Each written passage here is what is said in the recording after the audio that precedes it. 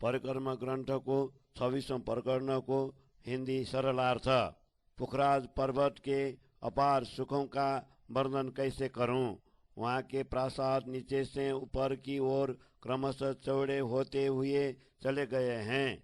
उनके ऊपर के आकाशी महल तो नीचे के महलों से 3 गुने अधिक चौड़े हैं। पुखराज पर्वत के नीचे 8 निशान अथवा 5 पेड़, 2 हाथियां, 1 ताल हैं। उन बंगलों पर ताल सुशोभित हैं। इन 8 निशानों पर महल तथा ऊपर आकाशी महल शोभा ले रहे हैं। पुखराजी ताल के ऊपर शोभायमान प्रासाद के नीचे पहाड़ के समान 8 निशान हैं। ये प्रासाद अथवा महल आकाश को छूते हुए अलौकिक प्रकाश फैला रहे हैं। इस पुखराज पर्वत पर पर्वत के समान ऊंचे ऊंचे अति विशाल प्रासाद तथा विशाल सभागृह हैं। परमात्मा यहाँ का सुख पुनः कब प्राप्त कर सकेंगी। हे धामधनी, आप ही इन सुखों को प्रदान करने वाले हैं। यहाँ पर स्थित बड़े बड़े दालानों के सामने अनेक पशु पंछी क्रीड़ा करते हैं। हम यहाँ के सुखों को पुनः कब प्राप्त करेंगी। हम सभी ब्रह्मात्माएं इस प्रतिज्ञा में बैठी हुई हैं। इस पर्वत पर बड़े बड़े श्वेत हाथी विभिन्न प्रकार की क्रीड़ाएं करते हैं। हे धामधनी, यह सब स्मरण करते हुए आपके सानिध्य के बिना हमारे प्राण ही नहीं टिक रहे हैं। आप हमें जागृत करने में क्यों विलम्ब कर रहे हैं। हे धामधनी, आपके ये सभी सुख कहाँ अदृश्य हो गए हैं। अब हम कहाँ जाकर इनके लिए पुकार करें। तारतम ज्ञान ने परमात्मा को इस प्रकार निसंदेह कर दिया है कि आपके अतिरिक्त अन्य कोई भी कहीं नहीं है। पुखराजी ताल के सुख भी अनंत हैं। इसके तीनों ओर भव्य प्रासाद हैं। इन प्रासादों में अनेक नहरें प्रवाहित होती हैं। इस प्रकार पुखराज पर्वत के प्रासादों के अंदर अपार सुख हैं। पुखराजी ताल की चांदनी से दोनों गुर्जों के मध्य से होता हुआ जल 4 धाराओं के रूप में ताल में गिरता है। पुखराजी ताल से 4 धाराओं से पूर्व की ओर बहता हुआ यह जल प्रत्येक भूमिका से 4-4 धाराओं के रूप में कुल 16 धाराओं में विभक्त होकर अद्वित के कुंड में गिरता है। उक्त 16 धाराओं से गिरा हुआ जल अद्वित के कुंड में पड़ता है। इस कुंड के चारों ओर प्रासाद एवं दालान है। हम सभी ब्रह्मात्माएं अपने धनी के साथ मिलकर यहाँ के सुख का अनुभव कब करेंगी। पुखराजी ताल के नीचे के बंगलों का सुख हमें कब प्राप्त होगा। यहाँ पर चक्राकार नहरें बहती हैं। बीच बीच में वन, उपवन तथा जल कुंड हैं। इनसे होता हुआ यह जल नीचे ताल में आता है। हे धामधन, इन प्रासादों, भवनों, जल कुंडों, बगीचों तथा वन की छाया के अपार सुख हमें आप पुनः कब प्रदान करेंगे। यहाँ के भवनों में भी अपार सुख हैं। यहाँ पर सेविकाओं खूब खुशहाली से भी अपार सुख प्राप्त होता है। यहाँ पर धामधनी से आनंद विलास के विभिन्न सुखों के दिन हम पुनः कब प्राप्त कर पाएंगी। यहाँ पर सखियों के एक शब्द बोलते ही अनेक स्थानों से सेविकाओं की जीजी की ध्वनि सुनाई देती हैं। ये सेविकाएं सुहागिनी आत्माओं के मन स्वरूपा हैं, जो हजारों की संख्या में इनकी सेवा के लिए एवं पांव पर खड़ी रहती हैं। परमात्माएं जो भी इच्छा करती हैं, उसी समय से परिचारिकाएं उनकी इच्छाएं पूर्ण करती हैं। परमधाम के इच्छानुकूल ये सुख अब हम पुनः कब वहाँ जाकर प्राप्त करेंगी। यमुना जी जहाँ से प्रकट होती हैं, उस चौतरे का सुख हमें कब प्राप्त होगा। इससे आगे मूल कुंड में छलकते हुए जल की शोभा तथा उसके ऊपर दिखाई देने वाले बड़े वन के वृक्षों की शोभा हमें कब दिखाई देंगी। यह वन पुखराज पर्वत के चारों ओर फैला हुआ अति सुंदर दिखाई देता है। पुनः यह जमुना जी के दोनों तटों पर आकर मिलती हैं। इसका उज्जवल प्रकाश भूमि आकाश तक व्याप्त हुआ है। यहाँ पर अनेक प्रकार के वृक्ष हैं। इन पर विचरण करने वाले पशु पंछी भी धामधनी का गुणगान करते हैं। यहाँ पर हम धामधनी के साथ अपार आनंद का अनुभव करते हैं। ऐसे लगता है कि यही बैठक सर्वश्रेष्ठ है। बड़ा वन, मधुवन तथा महावन के इस वन प्रदेश पर अनेक प्रकार के बड़े बड़े प्रासाद हैं। यहाँ के प्रासादों तथा मंदिरों की गणना ही नहीं है, ये तो उत्तरोत्तर चौड़े होते हुए चले गए हैं। जब यह वन पुखराज पर्वत के पीछे की ओर दिखाई देता है तो वहाँ पर इसका विस्तार अत्यधिक दृष्टिगोचर होता है। इन वनों की विशेषताओं का वर्णन कैसे करें, इनका कोई पारावार ही नहीं है। यहाँ के एक एक वृक्ष पर अनेक भूमिकाएं हैं। प्रत्येक भूमिका की रचना बड़ी युक्ति पूर्वक हुई है। एक एक वृक्ष पर अनेक जाति की पशु पंक्षी युक्ति पूर्वक निवास करते हैं। इन वृक्षों के तेजोमय प्रकाश से संपूर्ण आकाश आच्छादित हुआ है। यहाँ की भूमि, प्रासाद, वन तथा पशु पंछी आदि का हम पुनः कब दर्शन कर पाएंगे। इनके प्रकाश से पूरा ब्रह्मधाम जगमगाता है। यह महावन पुखराज पर्वत के आगे बड़े वन से मिलकर पुखराज पर्वत को घेर कर उससे आगे चला गया है। ब्रह्मधाम के इन वन की शोभा का वर्णन कैसे किया जाए। यह जमुना जी के दोनों किनारों पर सुशोभित है। मूल कुंड से निकलकर कुछ आदि दूर तक ढकी हुई यमुना जी आगे की ओर प्रवाहित होती हैं। उनके दोनों किनारों पर अद्भुत प्रासाद अथवा देहरियां हैं। उनके अंदर विश्राम स्थल की शोभा का वर्णन कैसे करें। दोनों किनारों पर इसी प्रकार की शोभा धारण कर यमुना जी बहती हैं। पाल के किनारे पर दोनों ओर कटहरा है। यहाँ पर बैठने का सुंदर स्थान है। उस पर अति सुंदर स्तंभ सुशोभित हैं। दोनों ओर चौतराए हैं। इनकी भव्यता वर्णन शब्दों के द्वारा नहीं हो सकता है। आगे जाकर यमुना जी प्रकट होती हैं। उनके दोनों तट चबूतरों पर स्थित देहरियों तथा वृक्षों की छाया से ढके हुए हैं। देहरी के ऊपर कलश एवं दोनों ओर कांगरी शोभायमान है।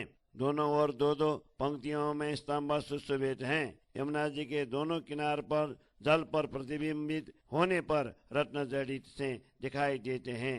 दोनों तट पर कटहरा है। परमात्मा यहाँ पर प्रियतम धन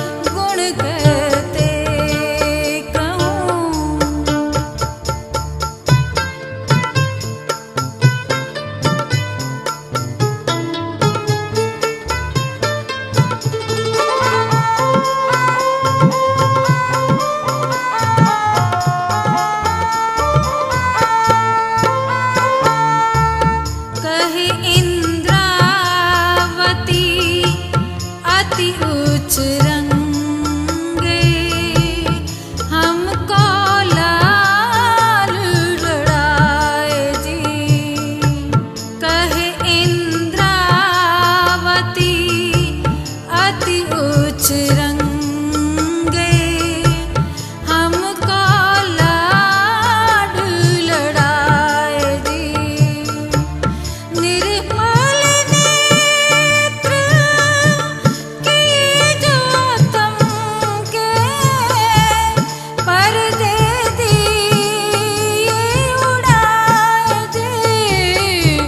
गुण कहते कहूँ मेरे पियू के, गुण कहते कहूँ मेरे पियू के। जो हमसो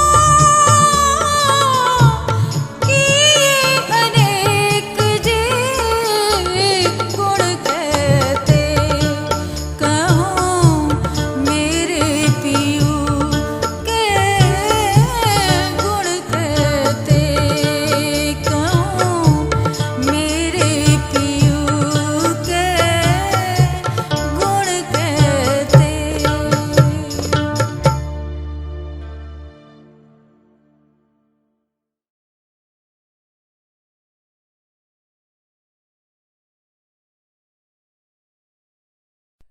पशु पंखियों की पारसाई यह निम्ना ख्वाब का क्या कारण उमत।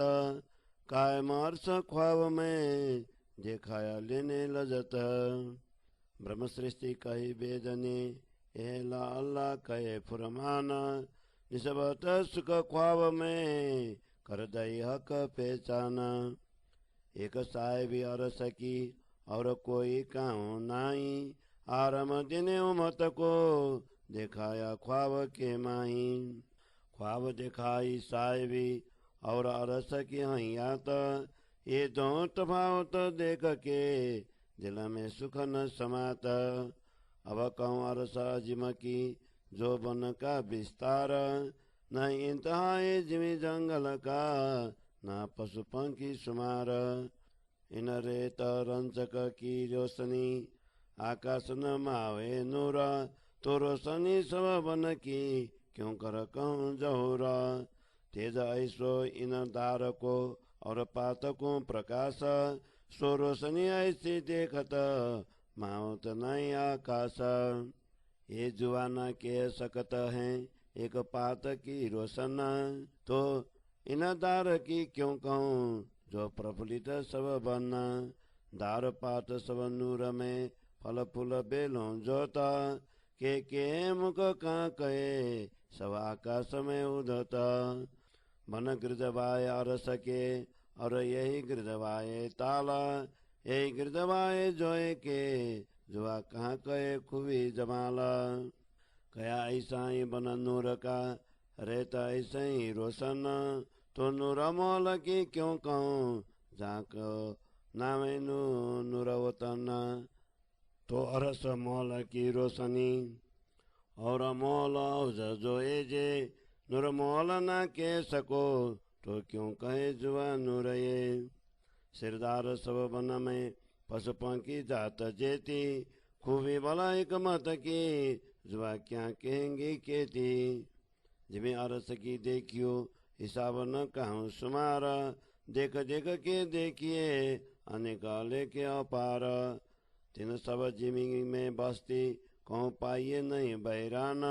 पासाई पशुआन की और जानवर की जाना।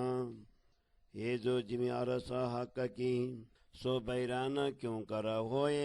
आबाद नाम सकी आराम बिना नहीं कोए। अखंड आराम सब में चल बिचल इतनाई। सब सुख अरस में रह याद के माही। अरस परस हक सो आशिक के जोर। आवे दीदार को दरिया ले रजो कई पदम लाखों करोड़ा। कई लहरे आवत हैं जो नाई जिमी को पार। पीछे आवे दरिया पशुओं के जिन दरियाओ नहीं सुमार।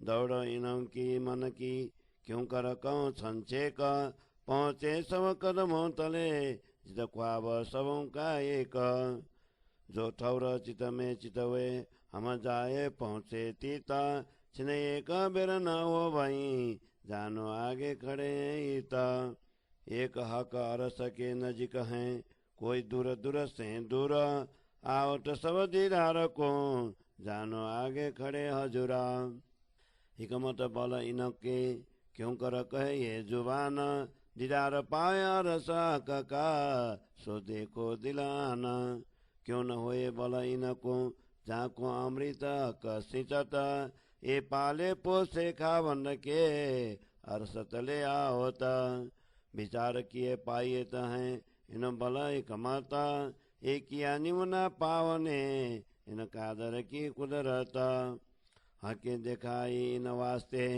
अपनी जो कुदरत और सबराई पाइए ये देखे तबा होता करत सवे साहिबियाँ जिमी जुगत भरपूरा दो बखता होता है देखना हक का नूरा पासाई पशु पंखियन की करत बिना हिसाब अकनाले के हाथी बड़े पिए नूर आव हिसाब नहीं पशुअन को हिसाब नहीं पंखियन हिसाब नहीं हिसाब बन जिमी को जो बीच कायम होता न बसत सबे अरसतले कई पदम लाख करोड़ करत पूरी पासाइया पशु पंखी दो जोरा जो कोई दूर बसत है सो जानो आगे हजूरा बहुत भलाई कमाता सब अंगो निज नूरा जित मन में चितवे चित पहुँचे तिन बकता ऐसा बल रखे हक का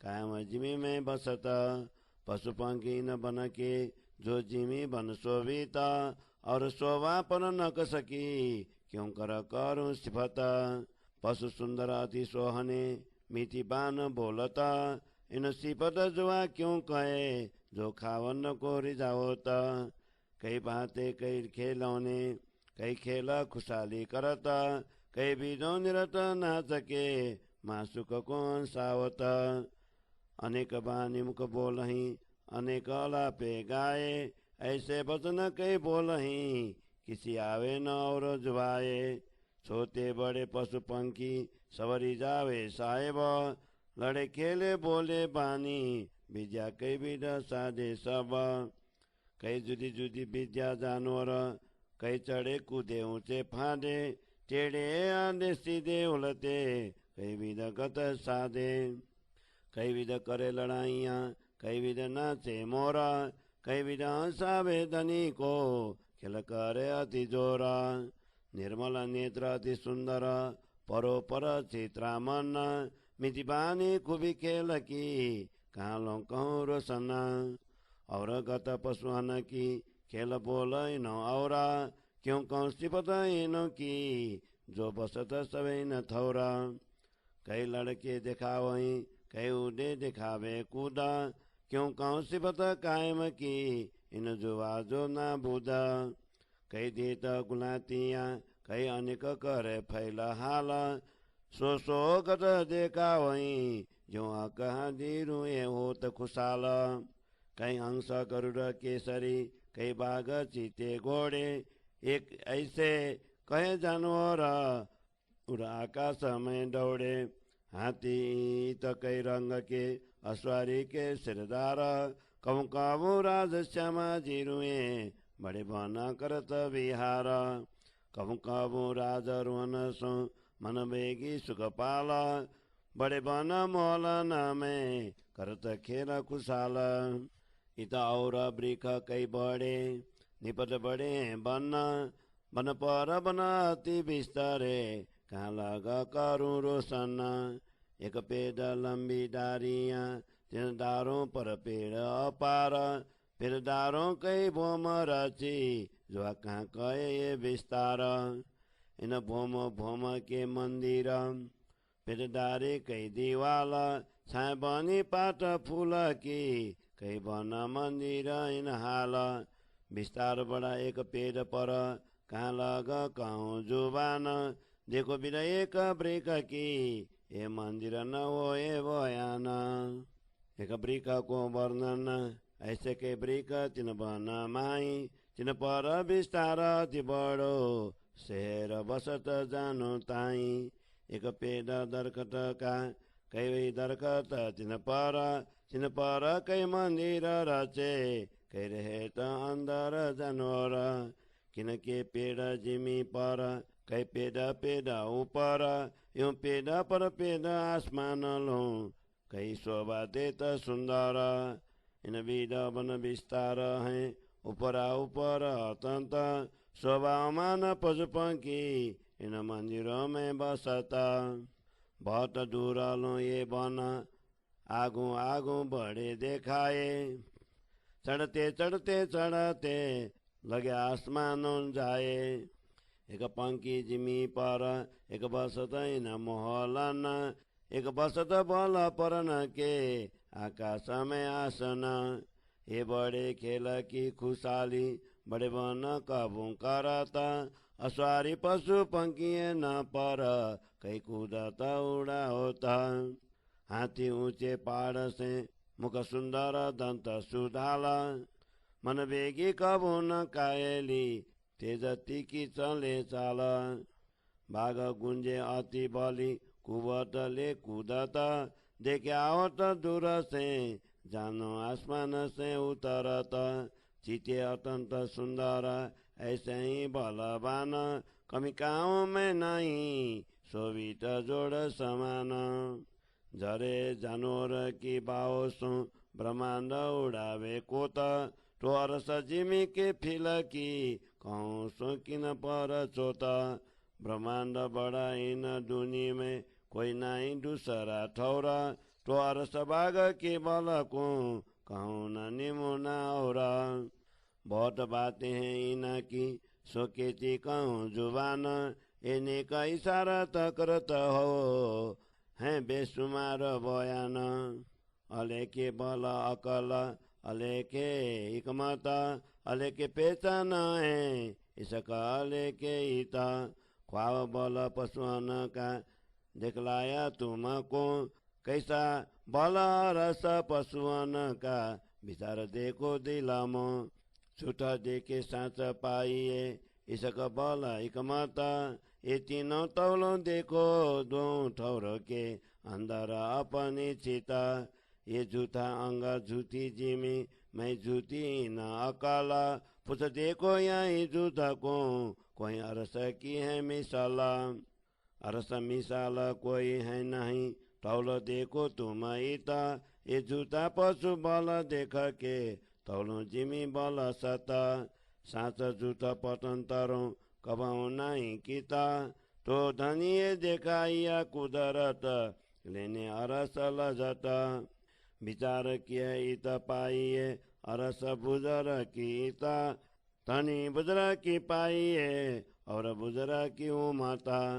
मामत कहे ये मोमिनो ये उमत पहचान, विध विध बान जो भेदाई हक बकार सबान। श्री मामत कहे ये मोमिनो ये उमत पहचान, विध विध बान जो भेदाई हक बकार सबान, हक बकार सबान।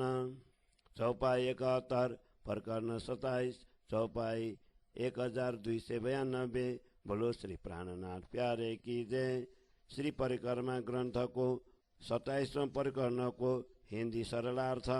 ब्रह्मात्माओं के लिए ही धामधनी ने इस स्वप्नवत जगत की रचना कर स्वप्न की वस्तुओं का उदाहरण दिया है। ब्रह्मात्माओं को अपना प्रभुत्व तथा प्रेम का अनुभव करवाने के लिए ही धामधनी ने अखंड प्रेम धाम में भी इस स्वप्नवत जगत को दिखाया है। वैदिक धर्म ग्रंथों में इन आत्माओं को ब्रह्मश्रेष्ठी कहा है तथा कतेब ग्रंथों में इनको परमात्मा के उत्तराधिकारी अल्लाह कहा है। इसलिए धामधनी ने इनको इस स्वप्नवत संसार में भी अपने मूल संबंध के सुखों का पहचान करवाई है। वस्तुतः एक परम धाम की ही महत्व है, उसके अतिरिक्त अन्य कुछ भी नहीं है। उसी के शाश्वत आनंद का अनुभव करवाने के लिए ही धामधनी ने इस स्वप्नबद्ध जगत में भी ब्रह्म आत्माओं को ब्रह्म धाम का अनुभव करवाया है। धामधनी ने इस स्वप्नबद्ध जगत में हमें अपना प्रभुत्व एवं ब्रह्म धाम की शाश्वत का अनुभव करवाया। इस जगत की अनित्यता तथा परम धाम की शाश्वतता का अनुभव करने पर अब हमारे हृदय में यह परम सुख समा नहीं पा रहा है। अब मैं परम धाम के वन के विस्तार का वर्णन करता हूँ। यहीं की भूमि तथा वन उपवन का कोई अंत नहीं है। इसी प्रकार यहाँ के पशु पंखियों का भी कोई पारावार नहीं है। यहाँ के रेती के कण मात्र का प्रकाश भी आकाश में नहीं समाता है, तो फिर यहाँ के सभी वन प्रदेशों के तेज पुंज का वर्णन कैसे किया जाए। इन वृक्षों की एक एक शाखाएं तथा एक एक पत्तों का प्रकाश इतना अलौकिक है कि वह आकाश में भी समाता नहीं है। इन वृक्षों के एक पत्ते के प्रकाश का वर्णन भी जीवा के द्वारा नहीं हो सकता है, तो फिर इन शाखाओं का वर्णन कैसे हो सकेगा, जिससे सारा वन प्रदेश ही प्रफुल्लित हो उठा है। यहाँ के वृक्षों की शाखाएं तथा पत्ते सभी तेजोमय हैं।